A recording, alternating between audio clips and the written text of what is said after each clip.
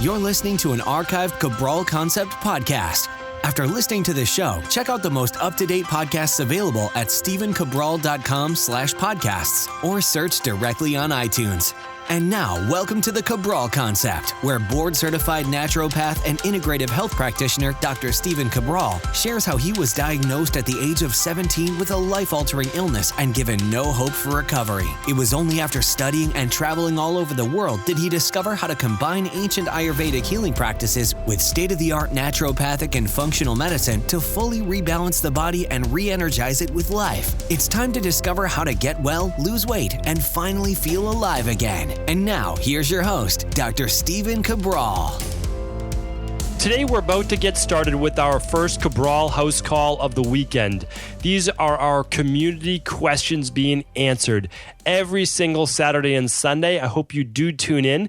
We get to hear all sorts of different questions, everything from hormone-related to digestive-related, gut-related, autoimmune, weight loss. Today, we've got some questions on nutritional supplements. So really excited to get into the show. It's always centered around how we can help you maybe take that first step, maybe discover what functional medicine lab testing really is all about. That's always a great thing. Or maybe you've already started there and now you're looking to take it to that next level. You've done some lab testing, you've tried some nutritional supplements, you've gotten some results, but you're not quite there yet. What do we do at that point? And that's what I can help you with on this show as well, because really over the past, myself, my own kind of discovery pattern now and path has been about 20 years, about 22 or so years since I got really, really sick.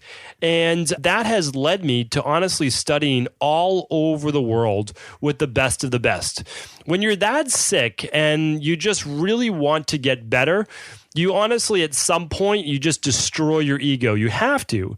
And the reason is that you understand that you don't have the answers and that you have to look outward. And if you knew the answer to get well, you probably would already have achieved it then.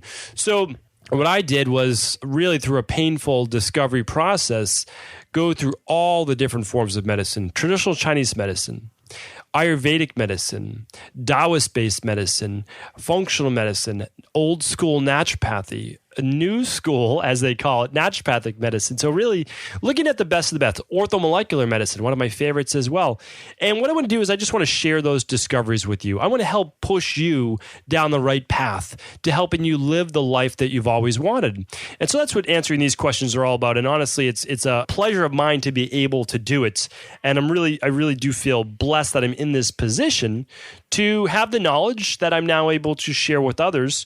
So without further ado, let's answer our questions. The first one's coming in from Alex. Alex is asking, hello, Dr. Cabral. I was wondering if you've ever done an episode on adaptogens. I've been reading about them and wondering if they're worth investing in. If possible, could you go over their effects, pros, cons, benefits for the body? If you've already covered them, let me know what episode and I'll check it out. Thanks for all you do, Alex. Okay, Alex, let's get started with your question. So I've actually covered adaptogens, but never on their own show. So thank you for bringing up this question. I'm actually going to do a whole show on it because adaptogens are absolutely fantastic. And I'll be honest, I think they're pretty much essential in the world that we do live in. And the reason is that what adaptogens do, for those people who haven't heard of it before, they're essentially herbs. And they're a very special type of herbal family that if your body and mind, because they work together, they're not separate entities, if your body and mind get stressed, what adaptogens do is they help to bring you back down to a calmer level. And if you get too low, meaning like too low in energy, too low in mood, they help boost you back up. When it was discovered, and again, it was discovered in Ayurvedic medicine 6,000 plus years ago, absolutely amazing. Absolutely amazing. And it's one of the things that I did certainly as part of my recovery. And I still drop into them, meaning like if I have a really busy stretch of like a month or so, 2 months, I will add back in adaptogens into my nutritional supplement plan. And I have my core nutritional supplement plan, which is the Dr. Cabral Daily Protocol, which is my all-in-one shake every single morning, daily nutritional support, it's called, my daily fruit and vegetable blend, and my daily probiotic support. It's under $5 a day. It's what I do every single day, literally. Why? Because I get all my vitamins, minerals, and my vegan protein powder in the morning. I make a smoothie out of it. I have my tablespoon of greens powder. It's 22 organic fruits and vegetables. And then I have my 50 billion good bacteria that I'm always trying to put back into my digestive system, back into my gut. And so what does that do? Well, I mean, basically, I get all my vitamins, minerals that I need for the day, my protein. I get all 22 organic fruits and vegetables. That's my antioxidants that I need for anti-cancer prevention, a lot of other things. And I get all my good gut bacteria. And I do that right away, first thing in the morning, basically at breakfast. So that's why I do that. But then, if I'm going through, again, like let's say I'm traveling, well, I'm going to do some immune boosters. I'm going to do my B vitamin, my active B complex. Let's say I'm going out to a barbecue or dinner. Well, I'm going to take a digestive enzyme. So I have these things on hand. And then adaptogens. Let's say I'm going to be doing my book tour, or I'm going to be traveling and speaking for quite a bit. I will take herbal adaptogens, which contain these products: ashwagandha, rhodiola, maca, cordyceps, a lot of those. Why? Because I don't really have a difficult time getting my energy up.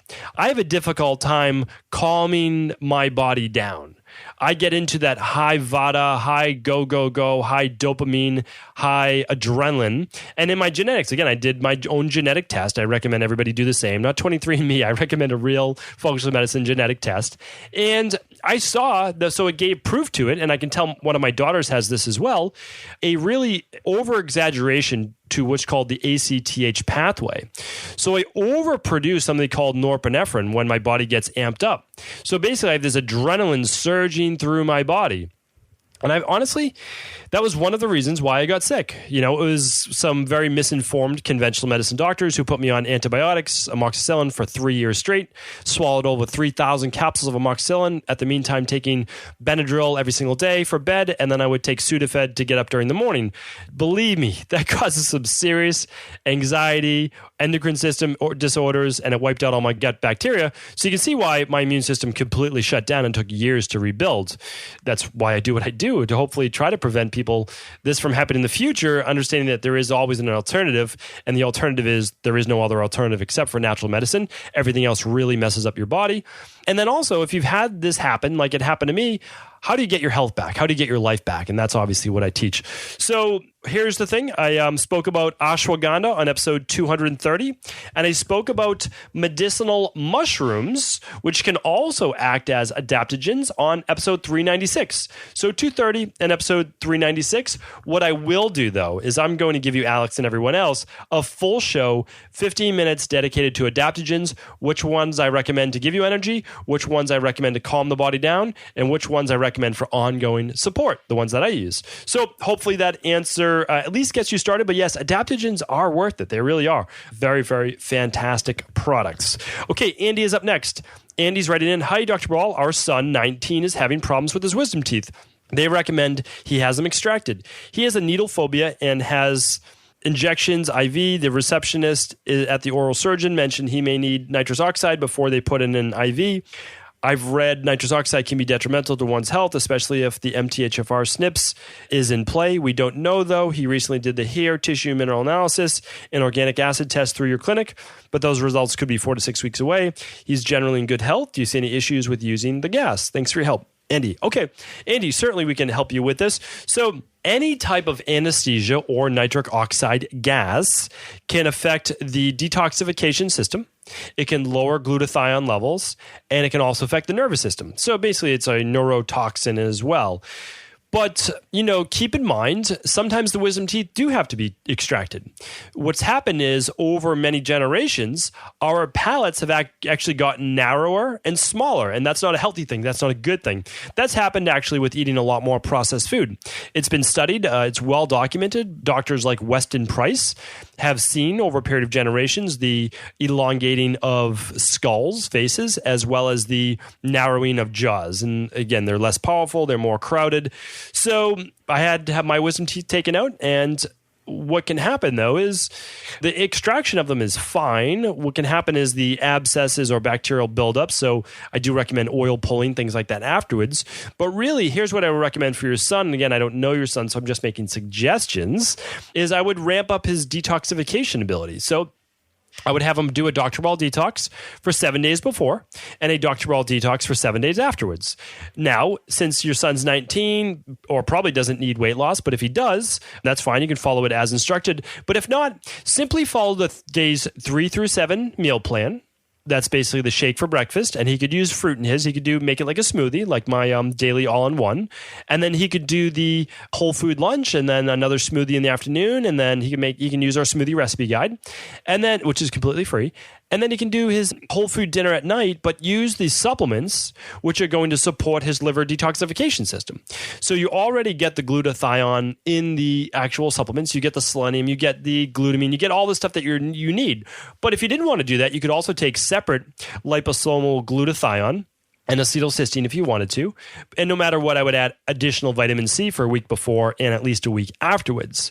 So hopefully that helps. That is exactly what I would do. Okay, Lindsay's up next. Hi, Dr. Cabral. I came across your profile on Instagram, and as a certified holistic nutritionist, I've been following you closely since.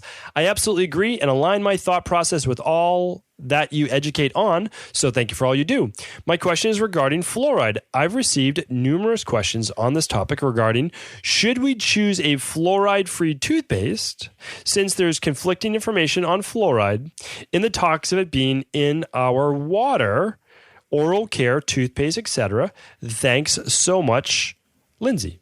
Okay, let's get into that now. So I spoke about fluoride on 476 and 141. Those look like the two shows I spoke about healthy toothpaste. So feel free to check out those episodes, 141 and 476. Of course, to find those shows, all you have to do is go to stephencabral.com/podcasts or go directly to stephencabral.com/141 or 476. You just put the show number directly after stephencabral.com and you will always be able to find that. So this is something I go in depth with on my upcoming book. It's actually in part 1 of my upcoming book, Fluoride. And although I'm not going to give away the whole thing, I do want you to know that fluoride has been known and confirmed to be a poison for over 100 years. We know this. And so we know this because the number one call for poison control is from children swallowing fluoride. Just a pea-sized amount of fluoride can actually kill a child. It's very, very disturbing. Yet they say this is safe to put in our own mouth and our children's mouths. It makes absolutely no sense.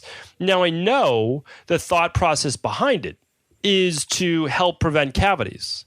But there are numerous studies that have been done in Europe as well, and the European studies seem to be a lot better because they're not funded by or not having to go against some of these large pharmaceutical and, the whole fact that we put fluoride in tap water, that's a different story which we'll go into in a moment, showing that the cavities didn't increase when fluoride was not put in water and when fluoridated toothpaste was not used. So also just keep in mind, numerous studies done and also 10,000 years that we know about where humans kept all their teeth for their lifetime and didn't necessarily get any cavities.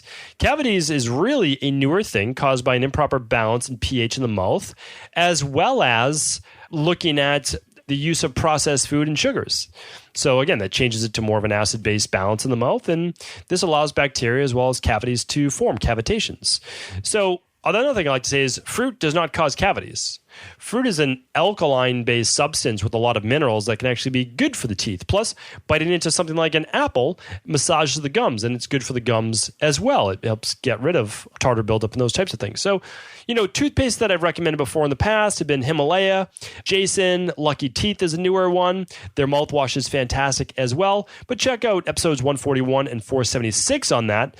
And, even if you choose to do fluoride in your toothpaste, which I don't, even if you choose to, though, please do not drink tap water with fluoride in it. It makes absolutely no sense, and it makes less sense to give it to your children. Drinking tap water has nothing to do with preventing cavities in your mouth. So, that's the even more, maybe if you swish around with it and then spit it out, but literally, you're drinking the tap water. That is not going to help you with the strengthening, as we'll say, of the teeth. And it can also wipe out the good bacteria in your gut. Just let you know side effects of fluoride. Okay, I'm going to give you a little bit more than I said I was going to. But the side effects of fluoride are low thyroid. They've been using this in Germany for many, many years. People with high thyroid, they would give them fluoride, and it would bring down their thyroid levels. Brittle bones, weakening of digestion, hormone dysfunction, acid reflux, GERD, eczema, psoriasis, fertility issues. calcification of the pineal gland, lowering of IQ in children, that has been confirmed, ADD, ADHD, autism, mental health disorders, arthritis. And by the way, this source comes from Harvard University research. So just to let you know, but again, all that will be in my upcoming book. And I don't like to say that it's upcoming, but yes, it is upcoming. It's not out yet. All right. Hopefully that answers your question. Alyssa is up next. Hi, I've been experiencing digestive distress for the past 3 to 5 years. I'm pretty certain that I'm gluten intolerant, though I've tested negative for celiac. When I eat gluten, I experience symptoms such as significant bloating, belching, fatigue, sometimes nausea. When I eat gluten-free breads or meals, I feel okay. Additionally, I experience similar symptoms even when I'm avoiding gluten. I've been to a couple different GIs. One of them was helpful and suggested a breath test for SIBO. I tested positive, and the test noted that I produced an overabundance of methane gas. My relief was through the roof. I finally found out what was wrong with me. However, I asked my doctor some follow-up questions, and he left me feeling less relieved and a bit in the dark on some things. So, through some research and friends' recommendations, I am reaching out to you and hope that I may have the answers to some of the questions to provide some sort of guidance. Do any foods trigger bacterial overgrowth or producing methane gas? How can this be avoided in the future? Once the 2 past weeks I get the bacteria out, would you suggest I immediately start taking probiotics to introduce good bacteria and build up lining, or do you suggest taking probiotics brand or different in particular? I've experienced fatigue. Do you believe this could be resulting from the SIBO or gluten I'm consuming? My doctor told me that the reoccurrence is real and is about 50% and not able to identify if foods trigger the bacterial overgrowth or provide suggestions about how to help in the future. He also cannot say if he recommends probiotic based on conflicting evidence. Any insight you are able to offer is greatly appreciated. Best, Alyssa. Okay. So, Alyssa, there's a very simple answer to this. This is exactly what we specialize in. 2/3 of the people who come to see me for digestive-based issues, leaky gut, Crohn's, colitis, IBS, SIBO, candida overgrowth. You name it, we literally fix it. And I'll tell you why. This was one of the underlying root causes of how I got sick. And of course, I took 3,000 plus antibiotics, as I said in the beginning of the show. So it destroyed my good gut bacteria. It caused SIBO. It caused candida overgrowth. It caused leaky gut. I was spilling out proteins. I couldn't digest proteins. And it was a disaster. And I had all sorts of things like skin rashes and joint pain and autoimmune issues and brain fog and fibromyalgia and you name it.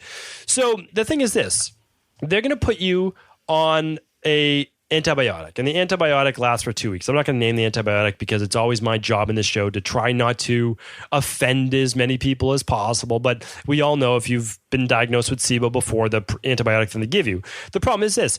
Everyone who comes to me after using that antibiotic always relapses. They relapse in either 2 weeks after it, 4 weeks after it, or a couple months after it, but everyone relapses. And the reason is they didn't do anything to fix the terrain. All they did was wipe it out again. Okay, great. Well, now you're back at square one in a couple weeks. So we have all of this figured out. I can't explain it all on a Cabral House Call podcast, but literally, all you do is remove the foods that cause the methane gas. They basically food for the bacterial overgrowth as well as the yeast overgrowth. Okay, no one ever talks about the yeast overgrowth, and that's one reason why the symptoms still persist. So what we do is we give you a plan.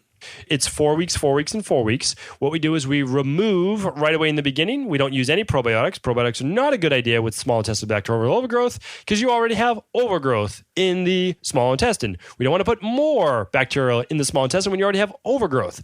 So we remove. Then we start with one strain to build it back up, very specifically, small intestinal based only. Then after that, we add in more strains of good bacteria. To finish things out, we seal off the gut wall. All of the symptoms are then gone. We've helped every single person who have ever came to us with all of these issues. So very simple, very straightforward. We've also given it to you online for almost at cost. That's why I have no problem recommending this product, trying to literally get you to purchase this product. Of course, you don't have to. But here's the thing.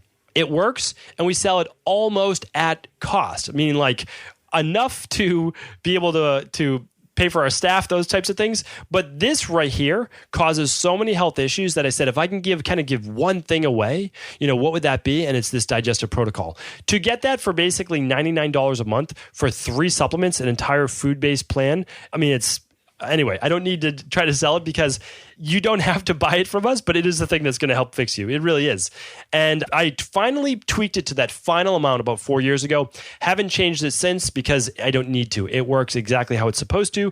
You don't have to eliminate all the fruit in your life. You don't have to eliminate all the carbs in your life. We give you the exact ones that contain more glucose than fructose. So they shuttle the molecules right through your stomach and your small intestine first.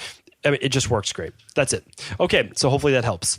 And yes, your fatigue and everything else can be absolutely caused by the SIBO. And you know what? None of this is taught in medical school, and that's why your doctor doesn't know about it. He's not a bad person. He just has never been taught it. That's all. All right. Fired up. Let's move on to Stephanie's question. Hello, about 4 months ago, I stopped eating gluten and dairy products, and I have gotten relief from many health issues, and I feel tremendously better. I feel silly asking this, but one thing I've noticed is that I no longer have any issues with frequent urination, overactive bladder, was never officially diagnosed with this. I am just wondering if this could be related. Thank you for all the info you provide, Stephanie. Okay, so absolutely, meaning that the gluten that you were eating could also feed the bacteria that I was just talking about with Alyssa in our previous question.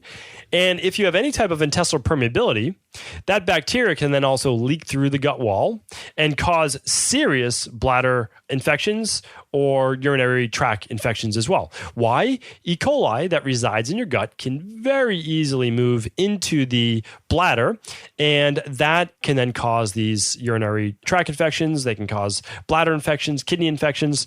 So yes, without a doubt. So you've removed it, which is great. I'm just worried in your case that the intestinal permeability may still be there. And so what I would recommend is either doing our gut rebuilding protocol, which is glutamine, zinc, aloe vera. There's a few other great things in there as well. The probiotics, of course. That's what I would recommend. It comes with a clean gut probiotic too. I would do that for 90 days. Or you could run an organic acids test to see if you have any yeast overgrowth or bacterial overgrowth still. That's just at a lower level that you might want to wipe out once and for all. You know, eating that gluten as well can cause inflammation. And then inflammation is non-specific, which means it could go right to your bladder. So without a doubt, there is a direct correlation, and you're not the first person to say this either. So totally agree with you. Just really smart on your part that you were able to make the connection between the two. Hopefully that helps and answers your question. Okay. Last question of the day is from Christy. And it's a long one. So we'll read as much as we can, but of course, just go to today's show notes, which is stevencabral.com / we'll see if we can get today's show note number 512. So stevencabral.com / 512. You'll be able to read all the questions in depth. And of course, on iTunes, you can just look at the show notes and you'll see it there. So Christy writes in, I stumbled across your podcast, and man, I am glad I did. Your podcasts are inspiring. And I finally have hope that one day I can just be normal. So thank you for all you do. And Christy, we're going to make sure that you're better than just normal. That would be okay as well. I understand that originally that's just the goal. I just want to be a normal kid, or I just want to be a normal person, but we can get you optimal. That will be even better. So thank you for all you do. Okay, I have had the vertical sleeve gastrectomy. After losing 120 pounds, I got pregnant with my third son. While pregnant, my ferritin levels were untraceable, and I still struggled to keep those numbers up. I also had low vitamin D levels. I had an IUD for 8 months, and I became so depressed and suicidal, I gained 40 pounds. I removed the IUD, lost the 40 pounds, and the depression got better, but couldn't lose the 40 pounds. Got it. Okay. Also, the week before my period, we call it Shark Week, that's very funny. I'm insane. My emotions are all over the place, from depression to suddenly happy to inspired to angry. So very, very scary, she writes in. No matter how much I sleep, I still find it hard to get out of bed in the morning. My TSH has always come in normal at 1.98. My doctors say that I have an adjustment disorder as well as exercise-induced asthma. I was diagnosed with degenerative arthritis in my back at age 30, 6 years ago, but I refused to go on medication for it. Go to the chiropractor to relieve the pain. I won't even take Tylenol. I try to avoid exercising outside so I don't get asthma. Over the past 10 months, I've taken 10 different antibiotics. I've had 2 root canals, 2 nasal infections, 2 vaginal bacteria infections, and pneumonia, and I'm currently on an antibiotic. I would like to know where you think I should start first, what tests I should do to start with. My doctors just want to put me on medication. Okay, So we've got a lot to work on, right? This is straightforward. I'm not going to say this is confusing at all because you have a very clear estrogen dominance. So the week before you get your period, your menstrual cycle starts, your progesterone is most likely far too low. That can come from years of stress, becoming depleted, moving into what's called the cortisol steal or pregnenolone steal. You're losing your progesterone to turn it over to cortisol or the fight or flight based response. On top of that, you most likely have a massive bacterial overgrowth in your gut or yeast overgrowth. You've taken 10 different antibiotics. You've had 2 vaginal bacterial infections. You've had nasal infections. I mean, this is very clear signs that you have fungal overgrowth and bacterial overgrowth. And there's no way to get your energy levels back up when your immune system's on 24 hours a day fighting off all of the food particles. In Ayurveda, they call it ama, and they knew this 6,000 plus years ago, spilling through your intestinal wall. So what do we have to do? Well, we can start in a few different places. We can run an organic acids test. We can run a hormone, the adrenal hormone test. That would be great. If you can't afford those, you could run the organic acids test and the hair tissue mineral analysis, or ideally you could run all 3. That would be fantastic. But that will show you, that will give you the lab test, the results that you need. And then you would get also a customized protocol from myself. I would review it and you do a 30-minute call, which is included with my health coach. So, the hormones is done with the adrenal hormone test. That's a saliva-based test. You would do that during Shark Week, as you call it. And the organic acid test, you could do that any day, Monday through Thursday. One morning, you would just collect it's a very, very small amount of urine, and you just ship it into the lab. It's a prepaid FedEx mailer. That's what I would do to get started. If you just wanted to start getting healthier, what would I do? Well, I would certainly start with just the Dr. Cabral Daily Protocol. That would be great, but I honestly, that will get you started. You could do a detox, you do the Daily Protocol, but eventually, this is a case that needs to be worked on, in my opinion. So you need to work on the estrogen dominance. You need to work on healing and sealing the gut. And I would certainly work on healing and sealing the gut and removing that bacteria first. And then if the hormones are still an issue, well, you would work on that as well. So, Christy, hopefully that got you started. And yes, my last tip is, yes, I would increase your iron. We have a great food-based iron that we recommend. You don't purchase it through us. You can just purchase it through Innate Response. It's called Iron Response. And we would recommend upping your vitamin D3. We like the company Thorne. They're great, but you could use a lot of other companies like Orthomolecular Medicine, Pure Encapsulations, Vital Nutrients, any functional medicine brand. Just make sure they're not using a GMO corn to make your vitamin D. Very, very important. So hopefully that gets you started, Chrissy. You absolutely can get better. This is just not go to your average nutritionist, get it fixed. You just need a true functional medicine plan. I hope I did outline that and at least got you started in the right direction. Because if you see a functional medicine doctor in your area, or you want to work with myself and my coaching team, you know where to start. Organic acid test, adrenal hormone saliva test, and you would do that the week before you got your period. So hopefully this helps. Thank you everyone for tuning into another Cabral House Call. I look forward to answering more of our community questions tomorrow. Take care of everyone. Enjoy your weekend.